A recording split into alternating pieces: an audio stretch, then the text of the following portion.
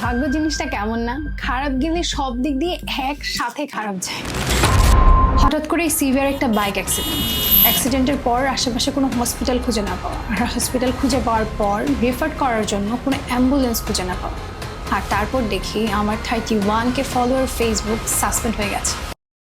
Hello, ইস hi sir, Sharmin Riya. দিনটা ছিল কুরবানি ঈদের ঠিক পরদিন, 29শে মে 2026।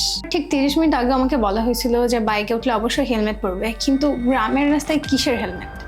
আমি হেলমেট পরি না। অ্যান্ড আমরা ট্রিপলিং করতেছিলাম, আমরা 3টা কাজিন মিলে খালামনির বাসার দিকে রওনা করি। অ্যাক্সিডেন্ট হওয়ার সময় বাইকের স্পিড ছিল 80 অ্যান্ড আমার আপু বেশ ভয় পাচ্ছিল।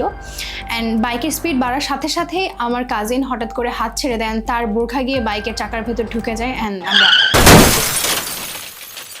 পড়ে যাওয়ার সাথে সাথে আমি এটা বুঝতে পারি যে খুব বড় ধরনের একটা দুর্ঘটনা আমাদের সাথে ঘটে গেছে। ভাগ্যক্রমে আমাদের সামনে এবং পিছনে 2-3টা বাইক ছিল যারা কিনা আমাদের সাহায্য করতে আসে।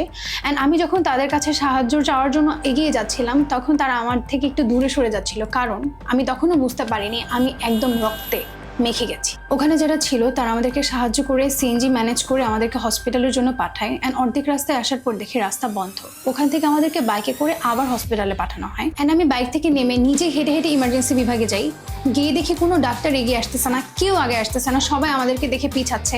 আমি লিটারেলি চিল্লায় চিল্লায় বলতেছি আমাদেরকে সাহায্য করেন, আমরা অনেক ব্যথা পাইছি, আমার লিটারেলি রক্তে শরীর ভেসে যাচ্ছে। আমি বলতেছি আমার ব্লিডিং বন্ধ করার ব্যবস্থা করেন, না হলে আমি বাঁচবো না। কোনো ডাক্তার আগে আসতেছে না। ওই মুহূর্তে এক ডাক্তার আরেক ডাক্তারকে ফোন করে বলতেছে যে আমার ডিউটি টাইম শেষ, অ্যাক্সিডেন্ট হওয়া পেশেন্ট আসছে, আপনি তাড়াতাড়ি কেন আসতেছে না? লিটারেলি ওনারা ওখানে গালিগালাজ করতেছে আমাদেরকে দেখা বাদ দিয়ে। তারা আমার প্রেশারে পড়ে আমার চিল্লাপাল্লায় আমার ফ্যামিলি মেম্বাররা এসে যখন চিল্লাপাল্লা করতেছিল, তখন তারা আমাদেরকে ইমার্জেন্সি চিকিৎসা দেওয়ার ব্যবস্থা করে এবং তারা বলে আপুর অবস্থা খুবই বাজে, আপুকে এখানে রাখা যাবে না, এবং তারা আপুকে সাথে সাথে রেফার করে দেয় ঢাকা সাভারে। আমার যেহেতু ভমিটিং এর প্রবলেম আছে এবং আমাদের দুজনেরই আঘাত হচ্ছে মাথায়, বাই এনি চান্স যদি আমার ভমিটিং স্টার্ট হয় তাহলে আমারও বাঁচার চান্স থাকবে না। এবং তারা সেখানে আমাকে অ্যাডমিট করতে না চাইলেও বাধ্য হয়ে সেই রাত আমাকে সেখানে অ্যাডমিট থাকতে হয়। কিন্তু পরের দিন সকালে আমার ভমিটিং স্টার্ট হওয়ার কারণে পরের দিন আমাকে ঢাকা রেফার করা হয়। ভাবলেও কেমন লাগে না, যে মানুষটা কিছুক্ষণ আগেও এত এক্সাইটেড ছিল খালার সাথে দেখা করতে যাওয়ার জন্য, কিছুক্ষণ পরে সে মানুষটা নড়তে পারতেছে না, কথা বলতে পারতেছে না, হাঁটতে পারতেছে না, দাঁড়াইতে পারতেছে না, ওয়াশরুমে পর্যন্ত যাইতে পারতেছে না। এর মধ্যে আরেকটা জিনিস মনে পড়লো, যে ভাইয়াগুলো আমাদেরকে সাহায্য করেছিল আমার অ্যাক্সিডেন্টের সময় জামা এবং জিন্স কোমর থেকে হাঁটু পর্যন্ত পুরো ছিঁড়ে গিয়েছিল, তারা কিনা নিজের জামা খুলে দিয়ে আমাদেরকে সেভ করে হসপিটালে নিয়ে আসছিল। আমার এই অ্যাক্সিডেন্টের পর আমার কয়েকটা জিনিস খুব চোখে লেগেছে। ফার্স্টে আমি যে টপিকটা নিয়ে কথা বলবো সেটা হচ্ছে আমাদের বাংলাদেশের নার্স। আসলে তাদেরকে কি কাজের জন্য রাখা হয়েছে? আমি যতদূর জানি তাদের কাজ ভাগ হয় শিফট ভাগ করে, মানে সকালের শিফটে কিছু মানুষ কাজ করবে এবং রাতের শিফটে কিছু মানুষ কাজ করবে। এখন আমার প্রশ্ন হচ্ছে, রাতের শিফটে যারা কাজ করবে তাদেরকে তো কাজ করার জন্য রাখা হয়েছে, ঘুমানোর জন্য রাখা হয়নি।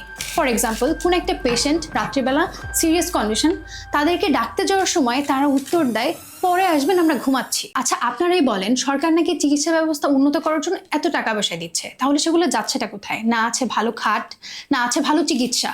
আর এত কিছুর মধ্যে অনেক কষ্ট করে নর্মাল প্রাইসের থেকে বেশি দিয়ে আমরা একটা অ্যাম্বুলেন্স ভাড়া করলেও সে অ্যাম্বুলেন্সটা আমাদেরকে একদম পারফেক্ট টাইমে ঠিক 6টায় আমাকে নিয়ে যাওয়ার কথা, তখন আমাদেরকে ডিচ মারে।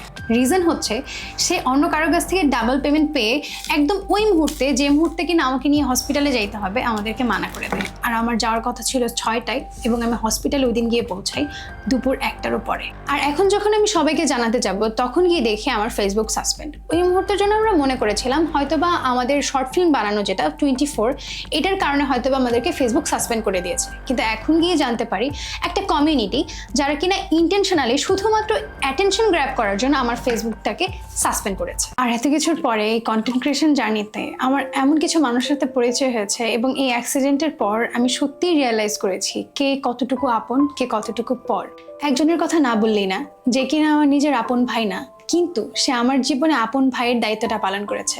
ভাইকে অসংখ্য ধন্যবাদ। এছাড়া আমার সিনিয়র ফ্রেন্ডস এবং অনেক কন্টেন্ট ক্রিয়েটার যারা কিনা আমাকে দেখতে আসছে, আমার জন্য ডাব নিয়ে আসছে, কারণ আমি ওই সময় ডাব ছাড়া কিছুই খেতে পারতাম না। অ্যান্ড স্পেশালি আমার ফ্যামিলি, সবাই আমার এত কেয়ার করেছে, আমাকে এত সাপোর্ট করেছে।